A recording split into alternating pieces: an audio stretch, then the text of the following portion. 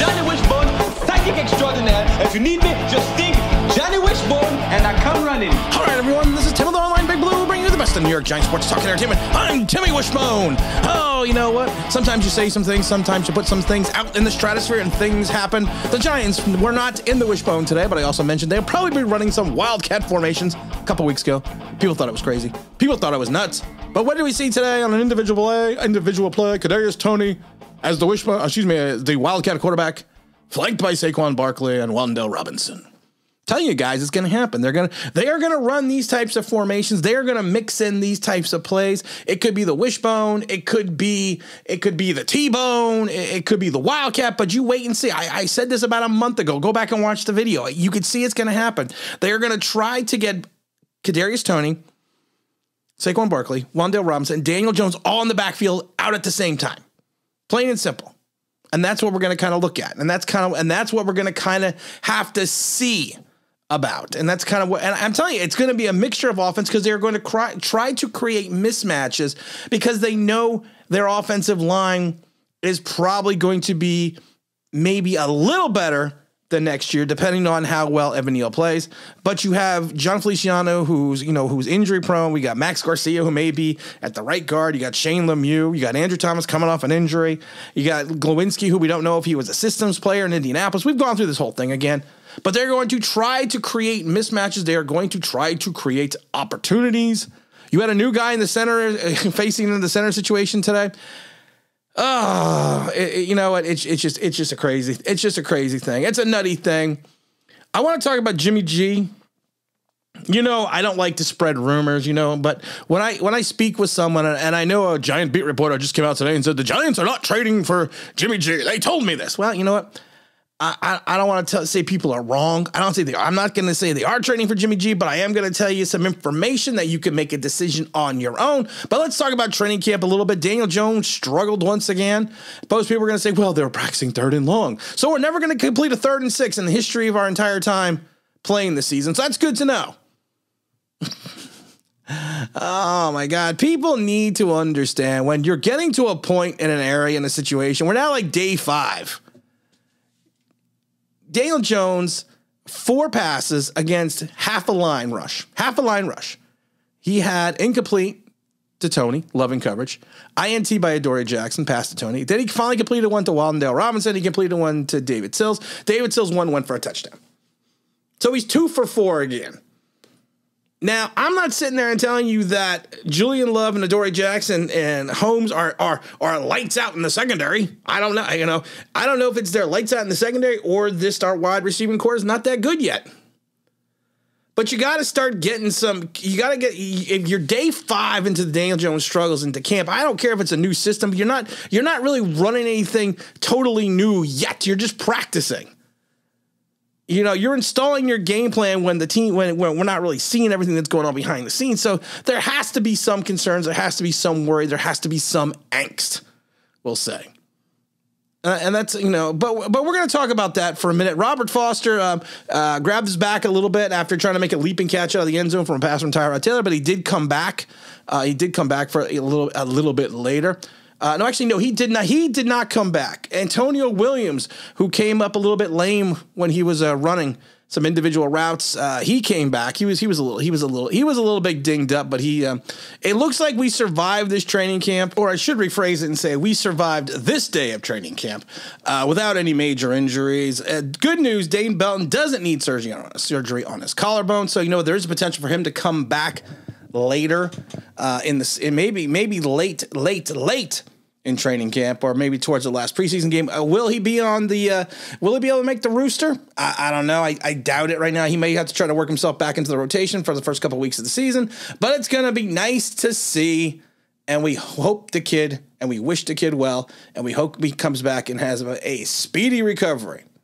Now I want to talk a little bit about Jimmy G. Everyone knows that I think the Jimmy G trade idea is probably a really stupid idea. I've said this a million times. I said it just doesn't make sense organizationally, unless you're planning on bringing him back for year 2 and 3 to be the mentor then you probably wouldn't have gone out and landed Tyrod Taylor to that 2-year, $11 million contract. I understand the first year is only guaranteed, but you know what? You keep hearing the rumor mills, and I mentioned it earlier. A Giant beat reporter came out and said the Giants said they are no. His sources say the Giants said there's no way they're going to be trading for Jimmy G. Yeah, no way. That is a big phrase. No way, because a lot of times no way turns into, well, it happens, and then it turns into, oh, I was wrong. Now, I could be totally off by this, and I'm not saying anything is going to happen, but I spoke to someone today who told me that his name is I can't remember. Don Yee is the agent for Jimmy G. I think it's how you pronounce it. It's Yee. He didn't give me the pronunciation. Who's also the agent for Tom Brady, who actually went to Michigan with Tom Brady. Has already had a conversation with the Giants as of last Thursday.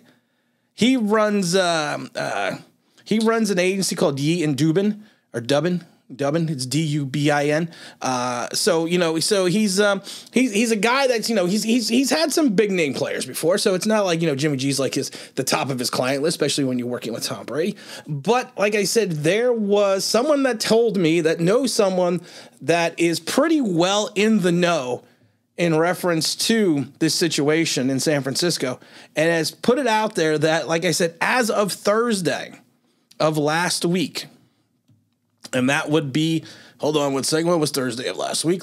I don't have my calendar, but I don't know what date it is. But as Thursday of last week, the Giants and the agent for Jimmy G had a conversation.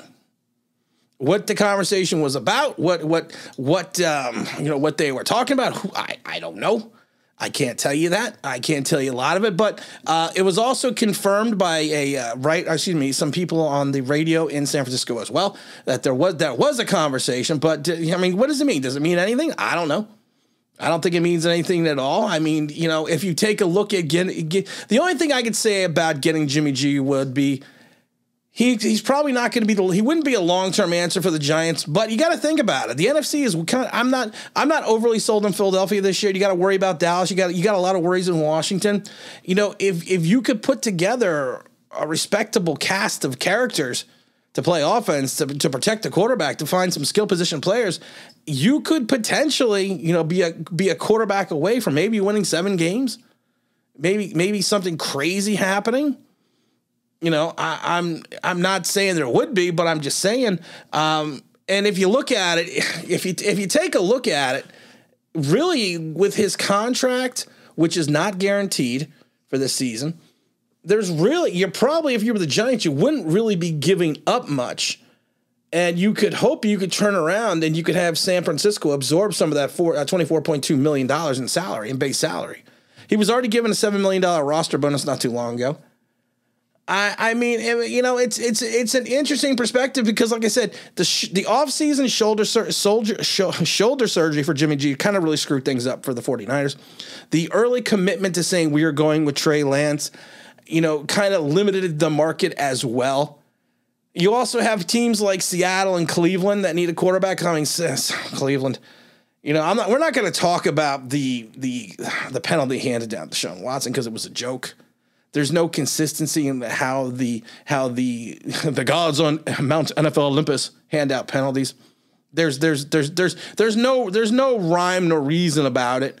But it would be interesting to just kind of see how the Jimmy G scenario would play out. Would Jimmy G make the Giants any better?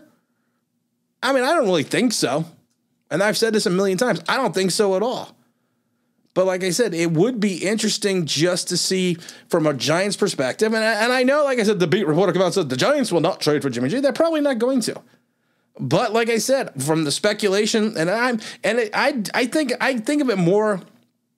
I'm not really calling it a rumor because I believe the person that told me this because he is pretty well ingrained or ingratiated with this situation. So I would just be curious to see if any more information does come out about this, or if the Giants just try to keep this under the radar. Who knows? But it's just fun to speculate about. Also, we're gonna have the big stream on Wednesday afternoon at 4 p.m. like we always do. The Dahmer is out. The Dahmer's on the DL. So if anyone wants to co-host, just shoot me an email at tim@onlineBigBlue.com, tim@onlineBigBlue.com. You could be a co-host for a day, and that's going to be Wednesday at 4 p.m. Eastern Standard Time. So like I said, you know what? We're getting more into camp. We're getting more into situations. We're going to start seeing some more players rise to the top. We're going to see some more players fall. Hopefully we see Daniel Jones improve. And you know what? This is Tim with Online Big Blue will bring you the best in New York Giants sports talk and entertainment. And as always, you can like, you subscribe, you can ring the bell, you can lose.